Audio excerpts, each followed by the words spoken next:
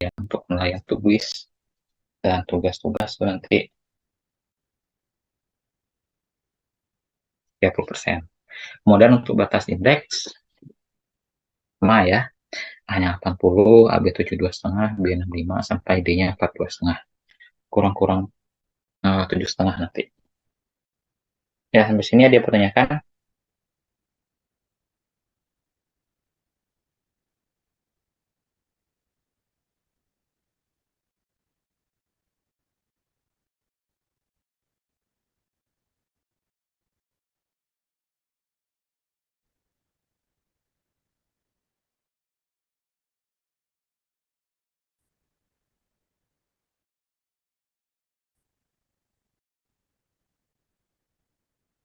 Halo, halo.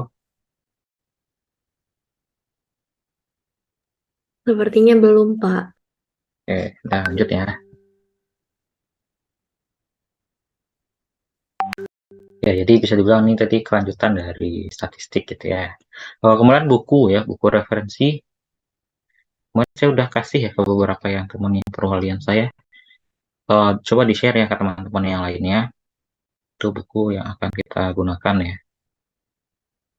Sudah di-share belum? Sudah, Sudah. Pak.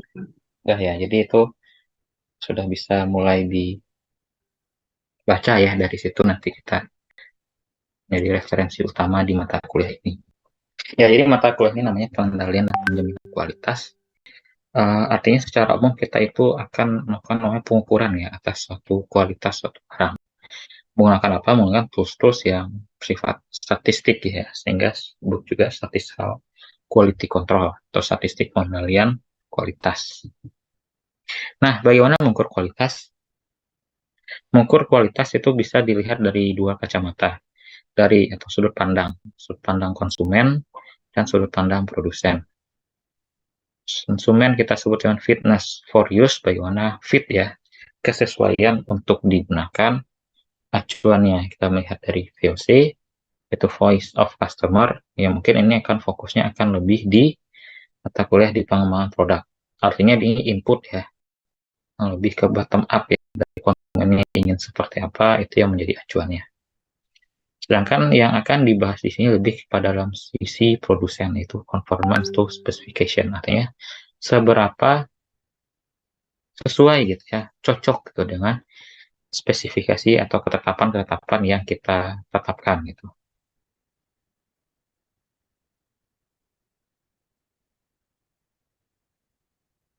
Nah, misalnya kualitas suatu cangkir ya. Bagaimana kita ingin menciptakan suatu kualitas cangkir yang baik, bagus itu ya. Mungkin kalau kita bicara dari voice of customer, dari sisi konsumen, mereka ingin cangkir yang kuat, cangkir yang mudah digunakan, cangkir yang awet, volume besar, dan menarik. Nah, ini kan lebih kepada voice ya, lebih kepada sesuatu yang sifatnya kualitatif. Nah, bagaimana kita dari sisi produsen, dari sisi produksinya, memproduksi cangkir-cangkir yang sesuai dengan ini, tapi menggunakan spesifikasi tertentu. Jadi, bahasa-bahasa kuat, mudah digunakan, awet, volume besar, menarik ini uh, diterjemahkan gitu menjadi suatu spesifikasi yang terukur gitu ya, yang kuantitatif. Misalnya, kita menciptakan cangkir katakanlah diameter atas 8 plus minus 0,5 cm, diameter bawah tingginya berapa, tebalnya berapa, beratnya berapa, material yang digunakan seperti apa. Jadi bahasa-bahasa yang sifatnya kualitatif tadi kita terjemahkan kuat, seberapa kuat, artinya nanti akan ada material teknik. Udah belajar tuh kan, material teknik udah belum? Udah, Udah. Pak. Nah, jadi kata-kata kuat itu kan sesuatu yang kualitatif, jadi bagaimana diterjemahkan katakanlah menggunakan material keramik yang bisa menahan beban. Nanti kan ada uji-uji gitu ya, uji impact, uji tekan gitu kan. Kemudian mudah digunakan, apakah itu diterjemahkan sebagai ada pegangan gitu ya, pegangan atau mungkin permukaannya itu yang cukup kasar gitu ya, tidak licin sehingga cukup kokoh untuk dipegang. Volume besar, artinya di sini akan terlihat dari bagaimana ukuran eh, dimensi ya, panjang, lebar, tinggi, menarik mungkin tuh lebih pada warna dan seterusnya. Jadi yang sifatnya kualitatif ini kita terjemahkan menjadi suatu spesifikasi yang terukur sehingga kita ketika akan memproduksi secara massal memiliki aplikasi yang seragam. Ya inilah yang akan kita kendalikan untuk menghasilkan suatu cangkir yang bagus. Ke sini paham?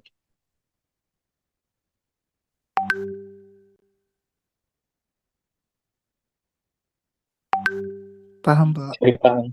Nah, jadi seperti itu ya maksud dengan kualitas. Jadi kita melihat kualitas ini lebih kepada dalam sisi produsen ya. Produsen yang pada akhirnya ketika kita sudah mendefinisikan suatu spesifikasi dari produk, seterusnya akan berlanjut di kegiatan produksi secara massal.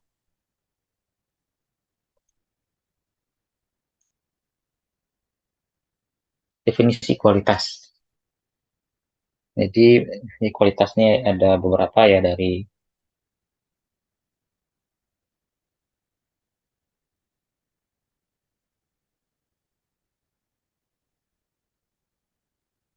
lihat nih. Jadi di sini ada berkaitan dengan perceived quality, yaitu persepsi konsumen secara umum ya terhadap kualitas dari suatu produk. Artinya di sini berkaitan dengan voice of customer tadi. Kemudian yang kedua aktual or objective quality, artinya lebih kepada bagaimana suatu produk itu berfungsi ya, atau mendeliver fungsi dari produk tersebut tuh ingin digunakan sebagai apa. Kemudian produk based quality, berarti ini berkaitan dengan kualitas produk ini lebih pada apakah dari segi bahan, fitur-fitur atau service. Kemudian manufacturing quality, artinya dalam kualitas saat dia diproduksi. Bagaimana dia itu sesuai dengan spesifikasi yang sudah ditetapkan dan zero defect, artinya tidak ada cacat untuk produk tersebut. Nah, jadi ini kalau kita lihat, kalau lihat dari pengklasifikasian ini, ada yang berkaitan dengan proses. Bagaimana proses cangkir tadi itu dibuat ya, dimulai dari proses dicetak ya dari tanah liat, dibentuk gitu kan, diukir, kemudian dibakar, kemudian dibentuk motif-motif. Berarti ini berkaitan dengan prosesnya seperti apa. Artinya ini kualitas di sini yang dimaksud adalah uh, kualitas dalam proses manufacturingnya. Yang menjadi sasaran adalah banyak tidak ada cacat yang ditemukan sesuai dengan spesifikasi yang ditetapkan. Kemudian dari segi produknya, actual objective quality itu berkaitan dengan fungsi atau layanan yang dihasilkan. Ini di sini bisa menampung cairan gitu kan. Kemudian produk base, sifat dan kuantitas komponennya itu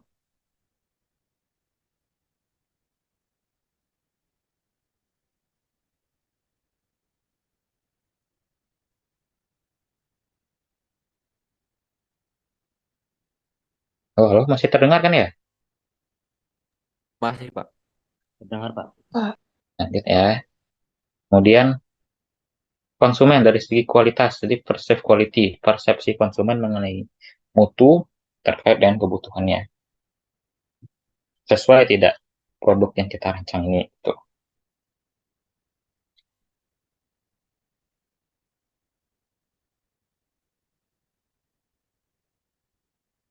Itu 4 yang kita lihat dari segi prosesnya, produknya, dan konsumennya.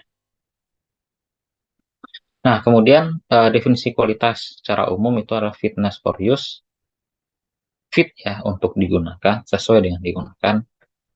Di aspek ini ada quality of design, bagaimana perancangan produk tersebut ya dengan versi tingkat kualitas yang disengaja, artinya ada perancangan tertentu ya yang dibuat di sini oleh suatu desain dengan tujuan tertentu. Jadi ketika merancang di sini berarti sifatnya produk yang fungsional ya. Ada tujuannya dulu sehingga itu diterjemahkan dalam suatu bentuk produknya. Kemudian quality of conformance, ini sesuai produk dengan spesifik yang disyaratkan oleh desain, dipengaruhi oleh proses manufaktur, kemampuan pekerja, dan tipe proses.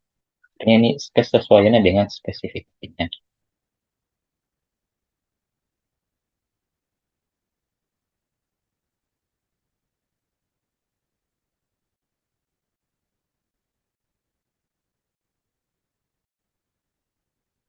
Nah, dimensi kualitas itu ada berapa? Ini kita melihat kualitas itu dari berbagai dimensi. Nah, secara umum mungkin kita akan melihat ya, bahwa industri itu ada yang sifatnya manufaktur, ada yang sifatnya jasa. Mungkin kita lebih fokus di sini ke manufaktur ya. Ini ada 8 kualitas.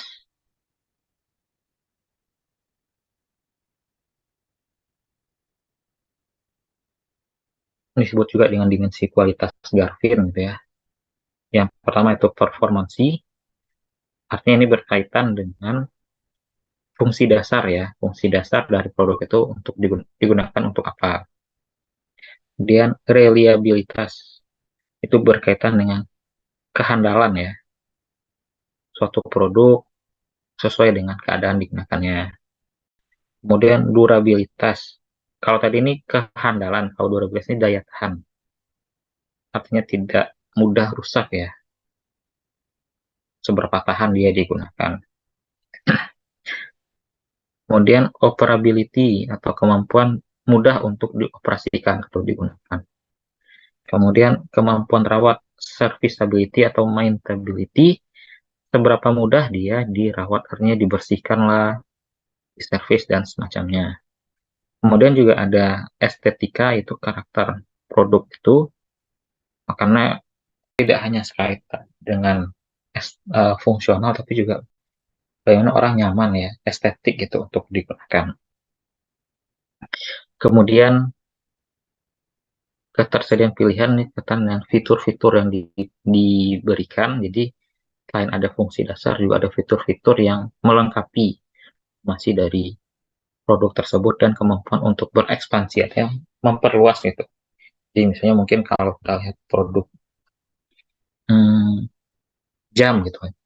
Jam ternyata tidak sekadar untuk menunjukkan waktu, juga ada ekspansi katakanlah misalnya untuk melihat tanggal, untuk melihat memberikan lampu juga bisa gitu kan.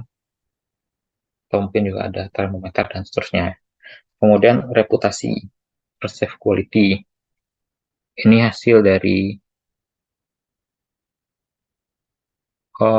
jangka panjang ini ya, bagaimana reputasi dari suatu produk itu dihasilkan dari kegiatan, mungkin dari terus-menerus dari masa lalu sampai masa sekarang.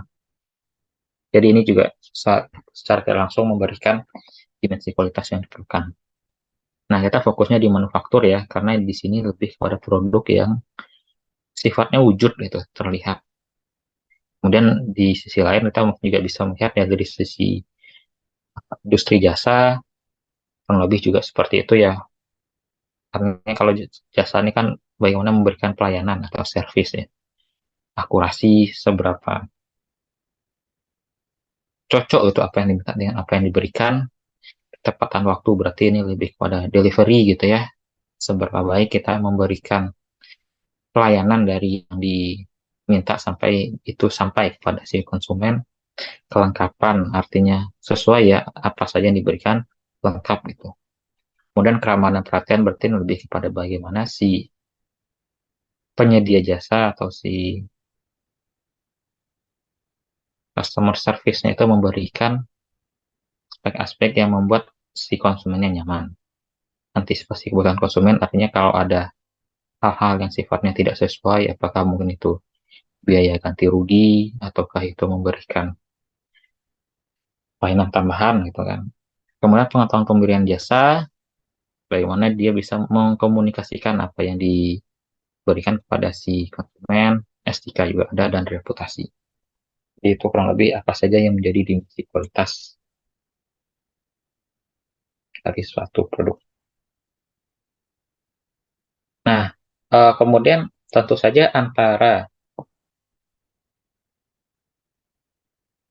sampai sini paham ya dimensi kualitas dulu.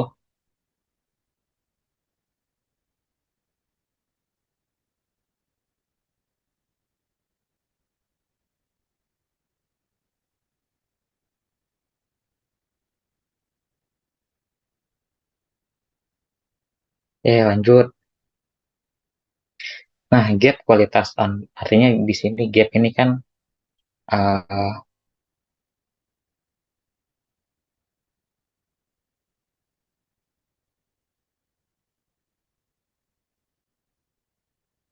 antara yang ideal gitu kan. Antara yang ideal dengan yang existing terjadi pasti sama. Artinya akan ada celah atau gap yang membuat apa yang diharapkan oleh konsumen itu berbeda dengan apa yang terjadi, apa yang dihasilkan oleh produsen. Akan ada beberapa gap ya yang terjadi dari ini disebut dengan gap kualitas.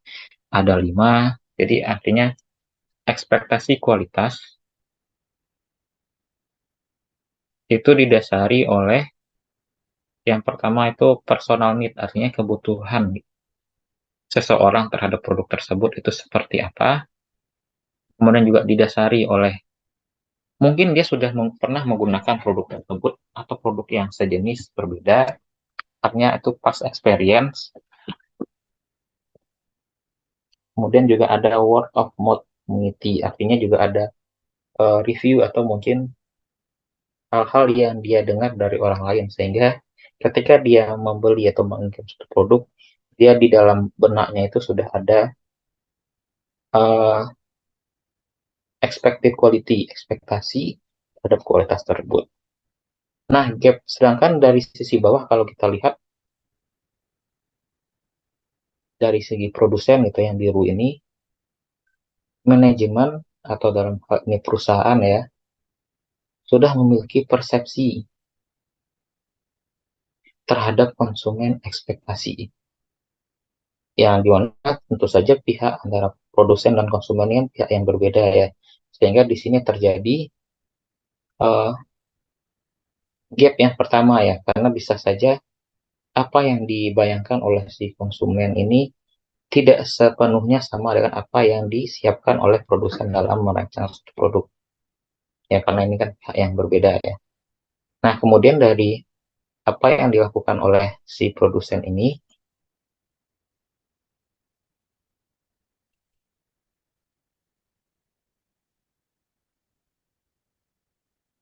kan masuk ke tahap kedua ya. Jadi apa yang sudah disiapkan atau dirancang gitu ya, diterjemahkan ke dalam persepsi kualitas spesifikasi. Jadi bagaimana gambaran suatu produk itu akan dibuat dalam suatu spesifikasi, diterjemahkan dalam bentuk spesifikasi, sehingga di sini akan ada gap kedua. Mungkin tidak bisa semuanya betul-betul diterjemahkan dalam bentuk spesifikasi produk. Kemudian setelah itu, bagaimana gap ketiga ini dalam hal delivery pengantaran kualitas tersebut, termasuk sebelum dan sesudah kontrak, gitu kan? Artinya di sini akan ada berkaitan mungkin dengan bahan baku yang datang, kualitas packaging produk, pengantaran produk terhadap konsumen, sehingga di sini akan ada gap yang ketiga. Kemudian yang keempat, karena ini udah masuk ke aspek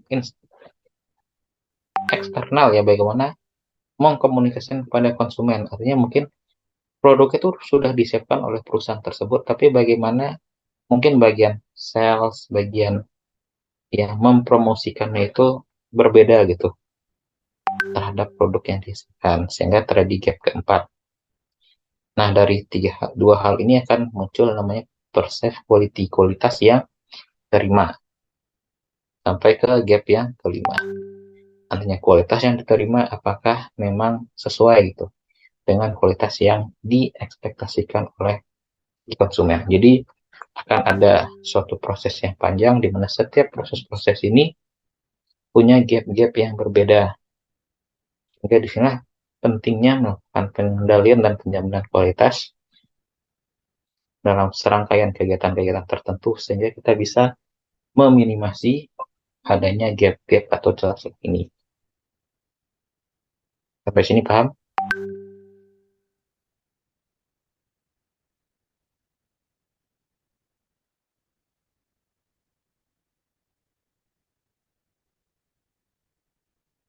Lanjut.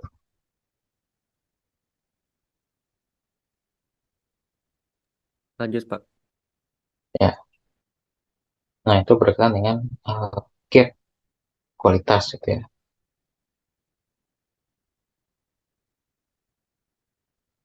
Nah, kemudian dari aspek ekonomi kualitas, jadi pada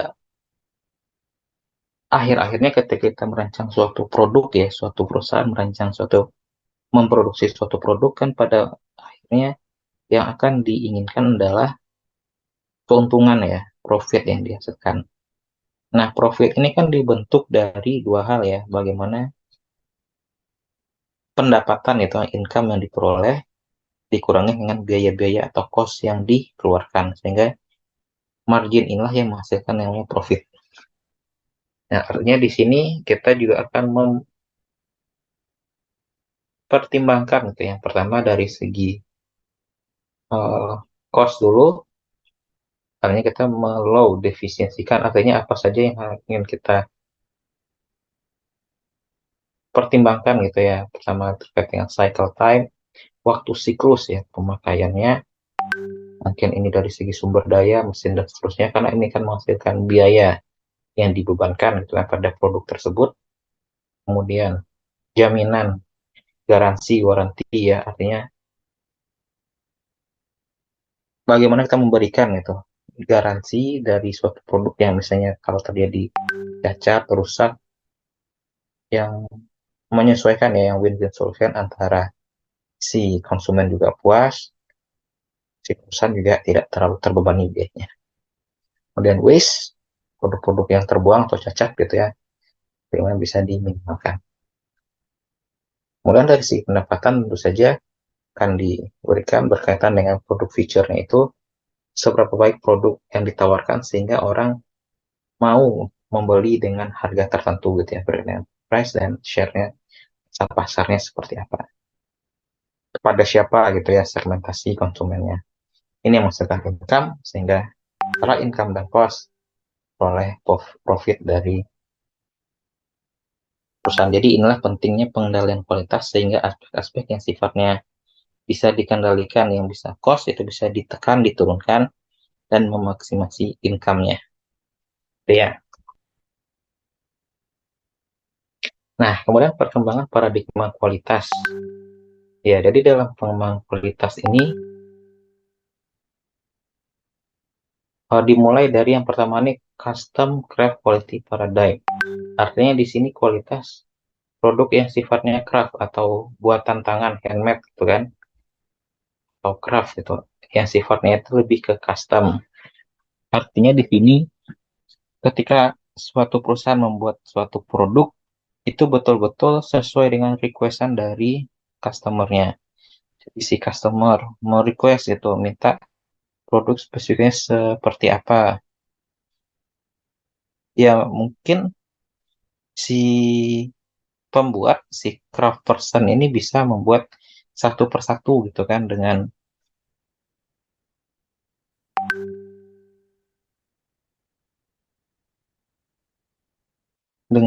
permintaan yang detail dari si customer ini.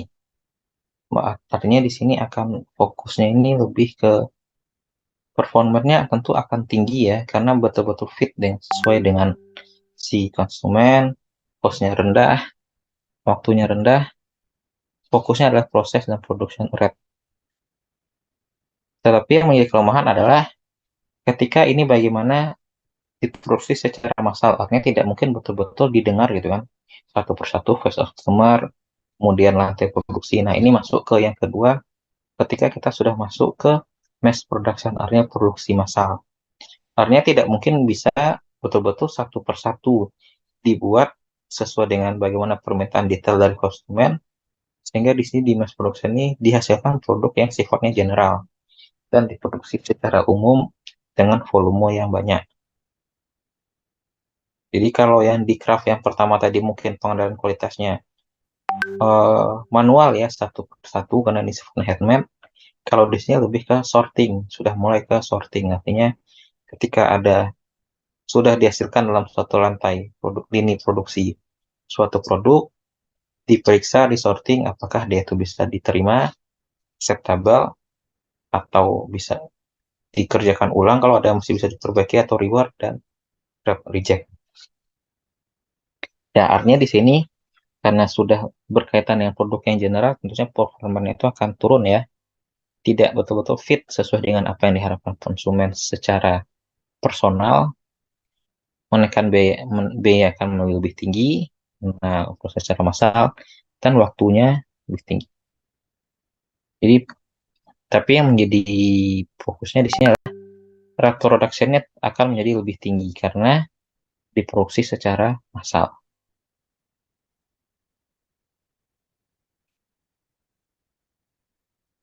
Nah, kemudian statistical quality control. Statistical quality control lebih fokusnya tidak hanya melihat secara sorting di ujung ya, tapi juga melihat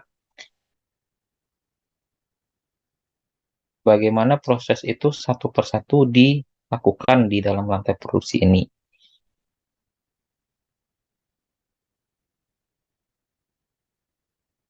Jadi ketika produksi massal itu ketika akan ada, jadi di sini adanya namanya interchangeable part. Jadi kalau ada part-part yang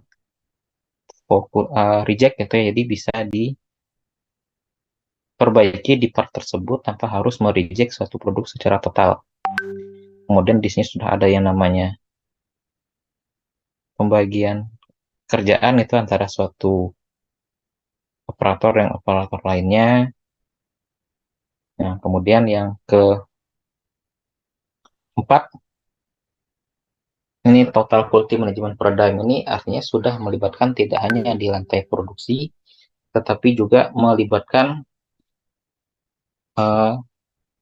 aktor-aktor yang lain gitu ya, dari potensial customer memberikan feedback, supplier juga memberikan feedback, juga kita kontrol gitu ya bagaimana raw material yang masuk sehingga kualitas itu tidak hanya berkaitan dengan proses tapi inputnya juga seperti apa secara total.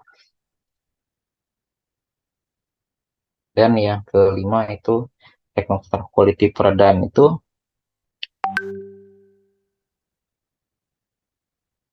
secara general ya, bahwa pekerja pun dilibatkan dalam melakukan pengendalian kualitas itu. Di socio-technical artinya di sini dari yang custom craft paradigm itu juga bisa memberikan, artinya masing-masing memberikan input.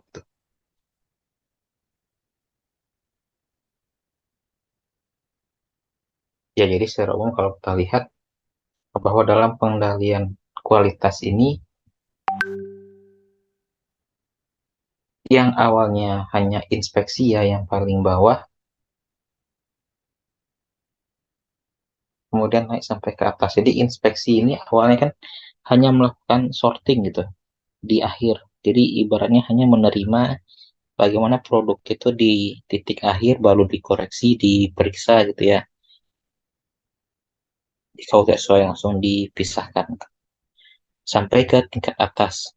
Jadi tidak hanya menerima di akhir, tapi juga bisa menginspeksi dari awal, baik dari proses di awal maupun dari bahan baku yang datang gitu ya, melibatkan berbagai pihak, termasuk dengan pemasok atau suppliernya, sehingga kita bisa menekan produk-produk yang cacat itu memang dari awal, memang dari uh, raw materialnya itu datang.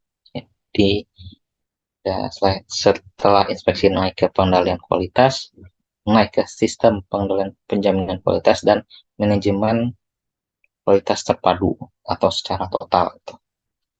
Artinya akan ada manajemen atau sistem yang khusus yang membahas tentang ini, tidak hanya melihat inspeksi di ujung-ujung saja. Ya, itu yang dilihat dari pengembangan paradigma kualitasnya. Nah, Eh, dalam pengendalian kualitas secara umum ada tiga ya. Trilogi kualitas oleh Juran ini berkaitan dengan quality planning, artinya ini di awal. Kemudian quality control berarti dalam prosesnya itu bagaimana kita mengendalikannya, dan improvement bagaimana meningkatkan sehingga ke level yang lebih baik. Intinya di sini kan kita tidak hanya fokus pada secara umum, tapi harus ada yang secara terus-menerus ya, improvement seperti apa. Ya, makanya di sini kita lihat misalnya ketika ada suatu fluktuasi ya, fluktuasi ini, kemudian mungkin akan ada suatu cacat yang sangat tinggi. Nah, disinilah perlunya adanya improvement secara umum sehingga dia akan bisa masuk ke yang lebih baik. Ini di sini lebih stabil gitu. Nah, intinya tentu saja ada PDCA ya, Plan, Do, Check, Action, secara terus-menerus, secara kontinu gitu. Terus kualitas. Nah, dalam pengendalian kualitas ini melibatkan berbagai disiplin ilmu ya, dari terkait dengan finance, biaya kualitas, ya menekan tadi biaya biaya cost ya, dan memaksimasi income, industrial engineering, riset pasar. Berarti kan kita juga melihat ya posisi daya saing dengan produk-produk dari perusahaan lain dalam memahami seperti apa keinginan konsumen. Kemudian manajemen operasi, riset operasi OR gitu ya, untuk melihat optimasi dari concern-concern tertentu, kita ingin memaksimasi atau minimasi apa, objektifnya apa. Kemudian perilaku organisasi, budaya kualitas, sampai ke rekayasa nilai. Jadi seperti apa nilai-nilai fungsi-fungsi fungsional yang esensial itu yang diinginkan oleh konsumen, kita terjemahkan dalam spesifikasi produk gitu.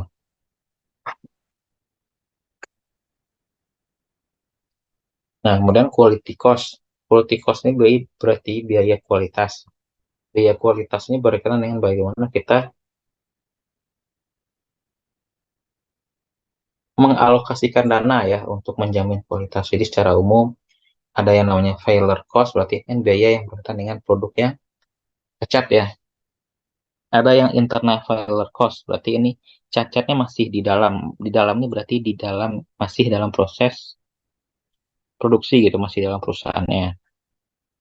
Jadi kalau ada yang catat, apakah itu di scrap, di reward, atau dikerjakan ulang untuk biaya-biaya sorting dan semacamnya. Kemudian kalau dia itu sudah sampai di tangan konsumen, artinya itu sudah di external failure cost. Itu berkaitan dengan cacat yang ditemukan sebelum shipment akan hilang.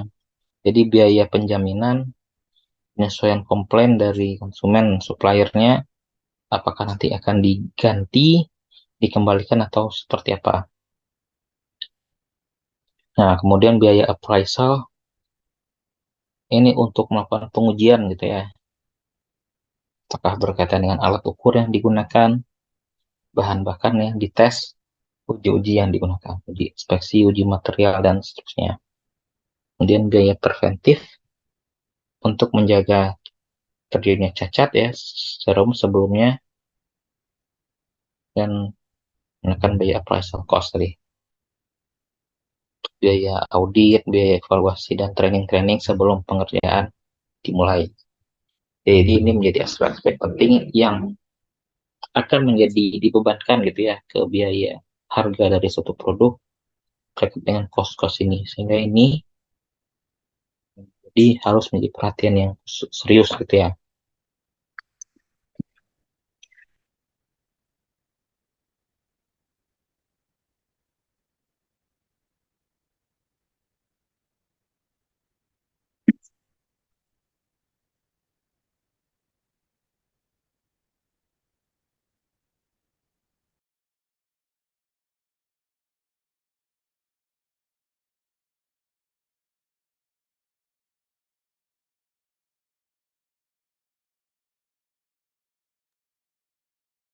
Sampai sini loh, ada yang mau tanyakan?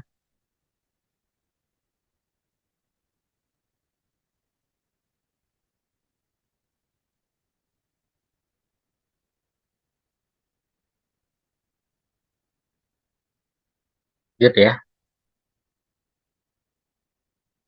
Nah, jadi ini secara umum ya seperti fenomena gunung es gitu ya, bahwa biaya-biaya yang terlihat yang awalnya hanya mungkin biaya cacat, reprocessing kerja ulang, sorting, biaya return dari konsumen yang mendapatkan produk cacat, biaya garansi dan downgrading dari produk, ternyata ini hanya bagian atasnya saja. Ternyata di bagian bawah lebih banyak ya kos-kos yang akan tertanggung kalau kita mengeluarkan produk yang cacat. Kehilangan pemasaran gitu ya, jadi orang tidak percaya, sehingga secara tidak langsung kita tuh sudah rugi di sana. Proses downtime, berarti kalau seandainya perusahaan harus mendowntime atau mematikan dulu proses-proses untuk melakukan inspeksi dan seterusnya. Jadi banyak sekali biaya-biaya yang tertanggung yang secara umum tidak terlihat ketika kita memproduksi produk yang cacat.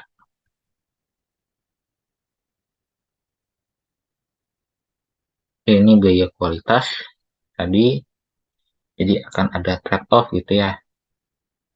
Bagaimana kita bisa menekan. Jadi kalau bisa saja, kalau price preventive cost-nya sangat tinggi, tapi kita mengabaikan biaya, tentu saja akan biaya yang cacatnya sangat rendah, tapi totalnya itu akan sangat tinggi di biaya preventif. Atau preventifnya kita kurangi gitu ya.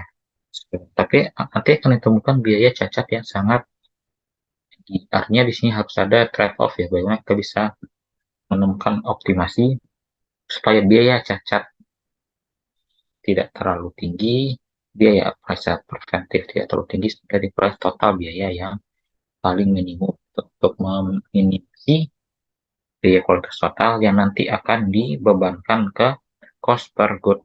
Unit produknya dibagi ke jumlah produk yang diproduksi. Berarti kan menjadi variable cost ya.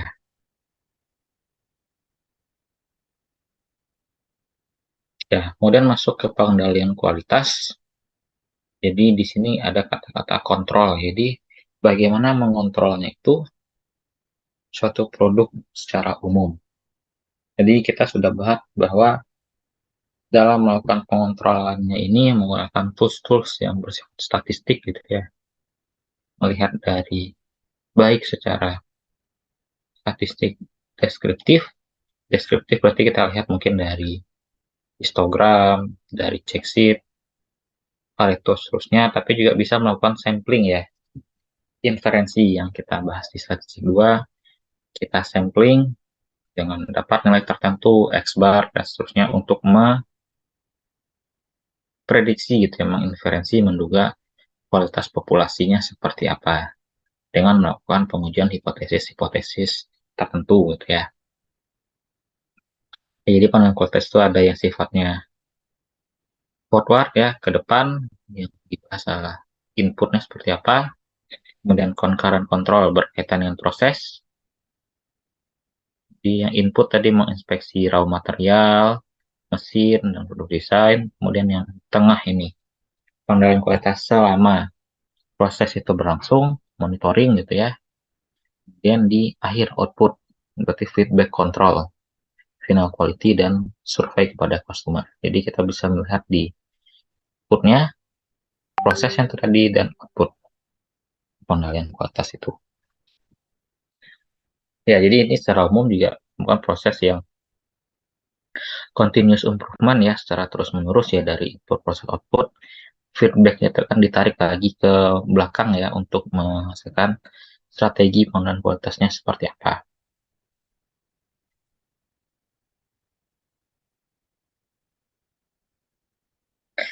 Ini kelasnya jam berapa nih?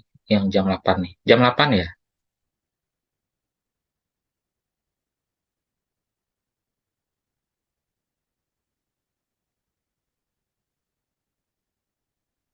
Kelas apa yang jam 8?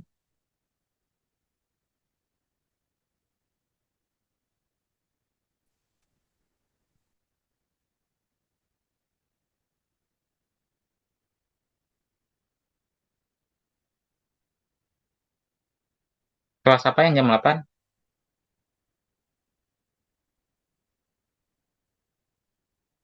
Izin menjawab kelas pemodelan sistem, Pak, tapi diundur jadi jam 2. Ya udah ngebut nih, udah. Dikit lagi nih ya.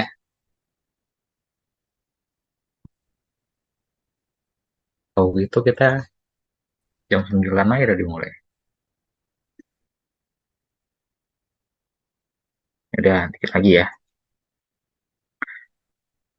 Ya, jadi itu tadi prosesnya, proses yang sifatnya improvement ya, jadi bolak-balik secara terus-menerus. Nah, kemudian dalam pengendalian kualitas juga ada namanya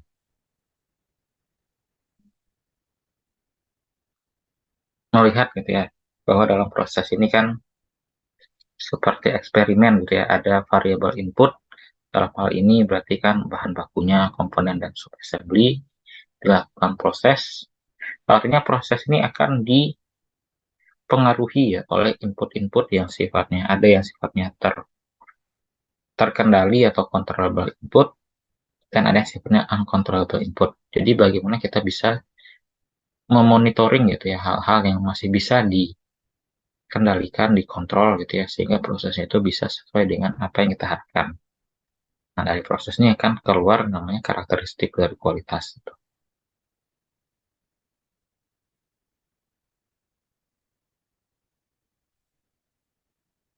Nih, di kurang lebih seperti ini, di input material proses output. Jadi bahwa di dalam ini akan ada namanya inspeksi ya. Inspeksi suatu produk, apakah itu sesuai. Kalau sesuai, artinya kita sebut ini produknya itu baik atau acceptable, bisa diterima, bisa dipasarkan. Kalau tidak, apa yang dilakukan? Koreksi ya. Kalau tidak bisa dikoreksi, di scrap, berarti di produk terbuang. Kalau masih bisa dikoreksi, berarti masih bisa di reward, artinya dikerjakan ulang gitu ya, di reward gitu. Dan dihasilkan output baru, diinspeksi lagi, dan seterusnya. Tapi kan kita mengharapkan tidak terjadi, karena ini kan proses mengulang lagi ini kan juga biaya lagi nih. Ya, jadi secara umum, variasi ini disebut oleh common cause ya, secara natural, yang seperti apa, karena kan nilai itu tidak selalu tepat gitu ya di satu nilai tertentu, dan special cause-nya berarti ini berkaitan dengan apakah mungkin memang raw materialnya itu berbeda, atau mungkin operator yang mengerjakan operator yang baru, sehingga tidak seperti biasa gitu ya. Makanya kita melakukan sampling atau mungkin kita sudah bahas di rekayasa sistem kerja, harus memilih operator yang bekerja secara normal dan bukan orang dalam masa training. Karena di situ masih ada kurva pembelajar yang bisa mempengaruhi dari kualitas output yang dihasilkan. Ya. Nah, kemudian terkait dengan tools, ya bahwa kalau kita bicara dengan kualitas yang baik artinya di sini akan ada distribusi ya, ya katakanlah misalnya kita menetapkan gitu suatu produk, misalnya botol gitu ya, tutup botol dan lubang botolnya itu tentu akan berdistribusi nilainya. Misalnya kita tetapkan walaupun misalnya nilainya itu diameternya harus 3 cm, tapi pada faktanya tidak akan betul-betul tepat gitu ya, 3,00 cm, pasti akan ada variasi secara alamiah ya, apakah nilainya mungkin lebih tinggi, 3,01, 3,03, atau mungkin di bawah rata-rata 2,97, 2,95. Nah, variasi secara alamiah ini, kalau kita lakukan lihat secara distribusi normal gitu ya, pasti akan ada batas gitu yang harus kita tetapkan, seberapa jauh gitu kita menetapkan deviasi nilai dari nilai produk-produk itu menyimpang dari nilai yang kita tetapkan, dalam hal ini average atau mu gitu ya, yang masih bisa kita toleransi.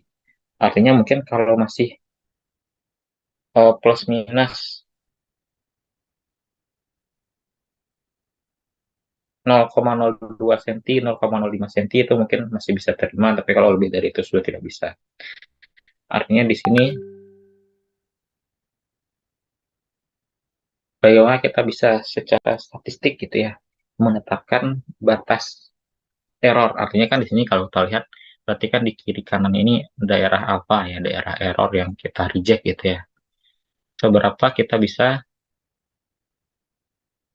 menetapkan gitu ya tingkat kepercayaannya atau level signifikansinya sehingga pada batas berapa kita bisa memberikan dengan tingkat kepercayaan tertentu bahwa suatu produk itu sesuai dengan spesifikasinya.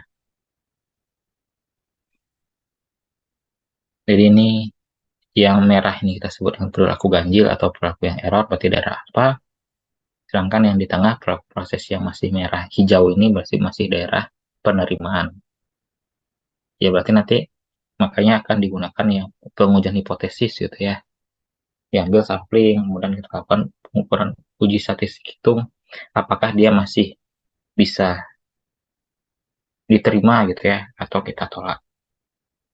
Ya, jadi suatu proses yang mesti dalam proses dilakukan Ramrod dikatakan sebagai dalam analis secara statistik. Jadi kalau dalam hijau ini masih in control, kalau yang di luar kontrol yang merah itu out of control. Ya makanya dalam statistical proses kontrol ini mereduksi dan mengeliminasi variabilitas itu sehingga sebisa mungkin dia itu daerah itu bertumpuk di yang hijau. Jadi yang daerah-daerah alfa ini seminimum mungkin.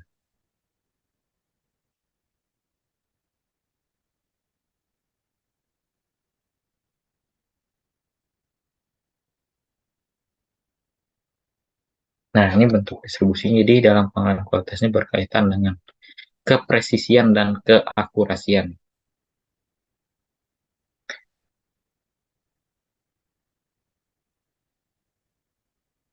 Yang pertama itu presisi. Merepresentasikan tingkat variabilitas dari observasi. Artinya ini presisi ini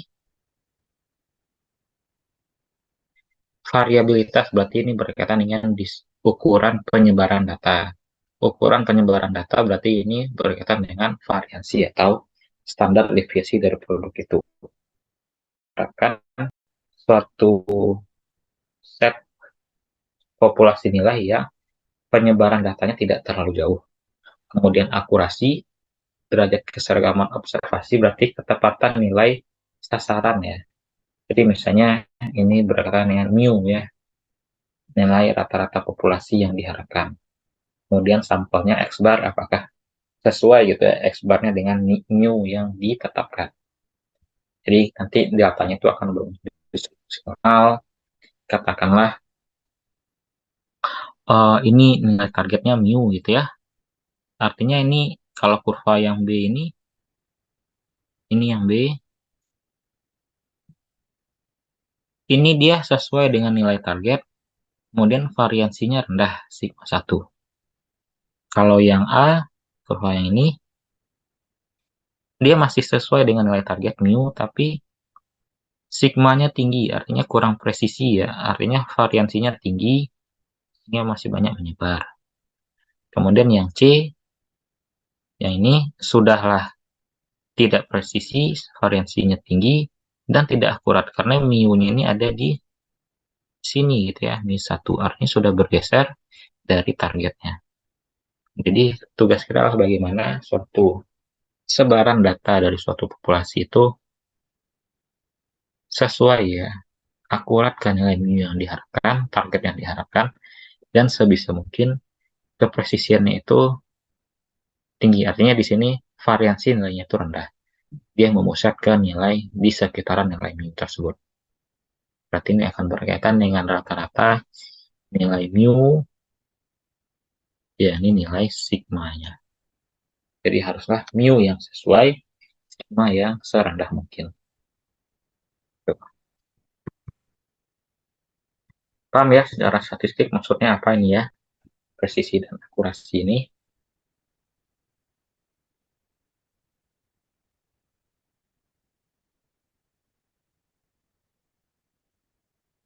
Nah, ini contohnya. Ini lebih kalau ilustrasinya pada, ya misalnya ini, oh kita melakukan memanah atau menembak pada sasaran. Jadi ini yang di tengah ini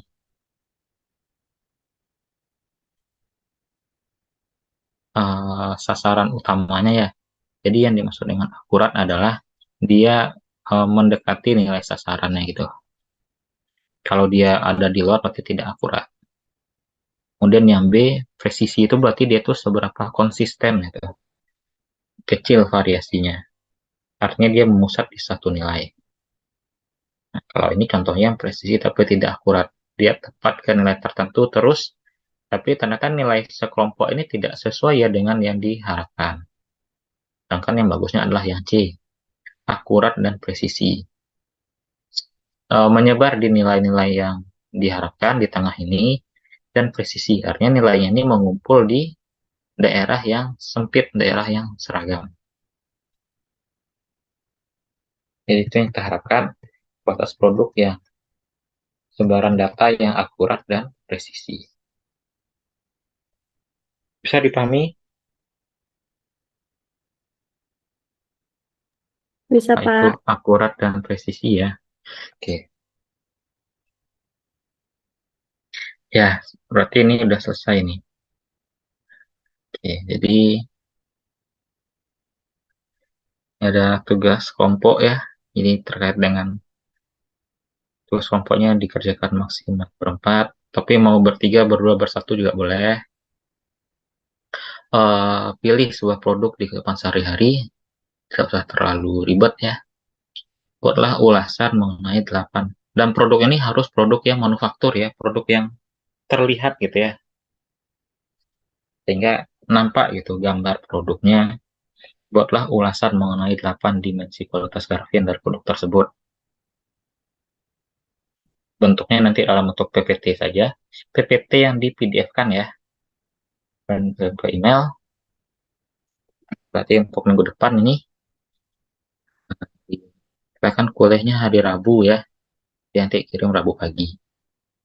Kemudian setiap kelompok memilih produk dan varian yang berbeda. Jadi harus produk dan variannya beda.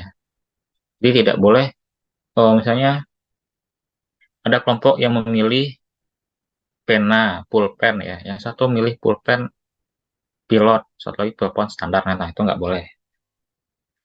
Kalau misalnya handphone, yang satu memilih Samsung A50, satu A60, itu tidak. Itu berarti kan masih produk yang sama ya. Jadi harus produknya, itu di produk sama, variannya aja yang berbeda. Dan yang diharapkan adalah produk dan variannya yang berbeda. Itu ya. Nanti dalam PPT aja, dan usahakan memang ada gambar-gambar produk tersebut. Jadi ketika ingin menjelaskan, bisa terlihat gitu dari gambarnya. Seperti biasa, nggak usah terlalu panjang-panjang ya penjelasan kata-katanya. Poin-poinnya apa pada tersebut. Ada pertanyaan tentang tugasnya?